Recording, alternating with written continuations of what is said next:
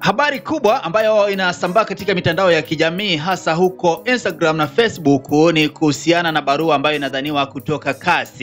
Barua hii ikieleza wazi kuhusiana na kile ambacho kinadaiwa ni malalamiko ya klabu ya Young Africans kuhusiana na mchezo namba 184 ambayo ilikuwa ni dabi ya Kariakoo. Sasa katika habari ambayo inasambaa mitandaoni inaeleza hivi kwamba barua hii ni kutoka mahakama ya usuluhishi wa michezo CAS ikithibitisha kupokea rufaa ya klabu ya Young African dhidi ya shirikisho la soka Tanzania ni TFF, bodi ya ligi kuu Tanzania TPLB na klabu ya Simba Sports Club. Rufaa hii inahusisha zaidi maamuzi yaliyotolewa na TPLB, ikiwa maamuzi hayo yalitolewa tarehe 8, ilikuwa ni mwezi Machi mwaka wa 2025.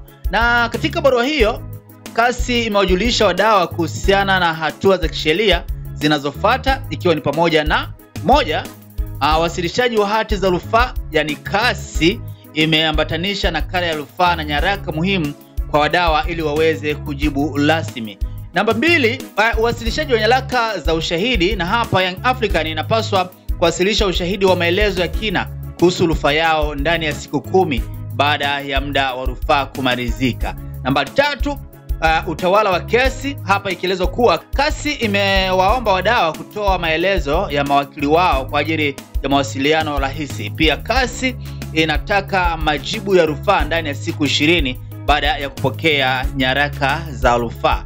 Namba 4, njia ya mawasiliano, ambapo wadau wanapewa fursa ya kutumia jukwaa la e-filings la CAS badala ya kutuma kwa njia ya barua. Okay? Kwa hiyo hapa wadau wamepewa nafasi ya kutuma ujumbe ama kutuma majibu yao kwa njia ya e-filing.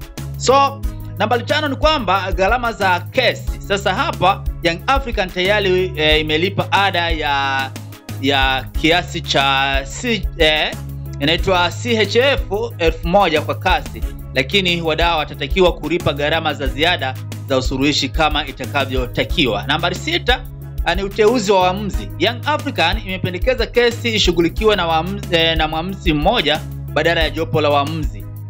Wadau wanatakiwa kujibu ikiwa wanakubali au wanapendelea jopo la waamuzi. Namba 7 ni lugha ya kesi. Hapa Young African imeomba mchakato wa rufaa ufanyike kwa Kiingereza. Wadau wanapewa siku 3 kupima hili kama wana sababu za msingi. Na namba 8 ambayo ni mwisho lakini sio kwa muhimu, inaeleza kwamba maombi hapa inaeleza kwamba maombi ya hatua za dharura. Sasa hapa Young Africans imeomba hatua za muda wakati kesi ikiendelea, na wadau wanatakiwa kujibu ndani ya siku 10.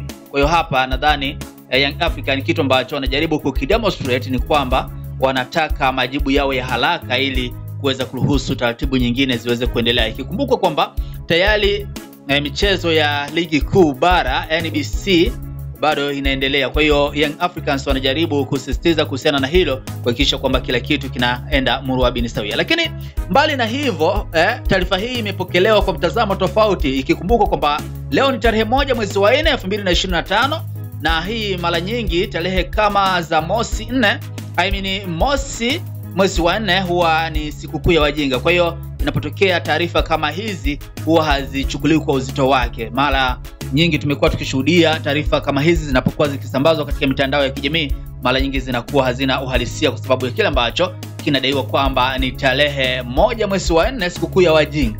Sasa kitu ambacho kimenifanya leo hii nikuletee hii habari ni kwa sababu nimeona page ambazo zinaaminika kwa kutoa taarifa za kweli zimeposti. Sasa ikiwa kuna kingine ambacho kitakuja kuelapti ama kama kutakuwa na kingine ambacho kitakuja kutokea hapo baadaye, nitawajuza kupitia Simulizi Forum TV. Wewe cha kufanya hakikisha umeingia YouTube, subscribe, lakini pia kama unatufuatilia kupitia mitandao mingine ya kijamii, hapa nazungumzia Facebook kama Mtu Poa, lakini pia kule TikTok kama Mtu Safi, na Instagram pamoja na mitandao mingine ya kijamii kama Mtu Poa, na hapo utakuwa umetisha kinoma noma. Usisahau unaweza ukashare na wana kuhakikisha kwamba tunapata maoni mengi zaidi kuhusiana na kile ambacho kimehappen kwa siku za hivi karibuni kuhusiana na hii dabi ya Kariakoo. Mimi ni Mtu Safi aka Mtu Poa, na hii ni Funny Facts. Tukutane wakati mwingine.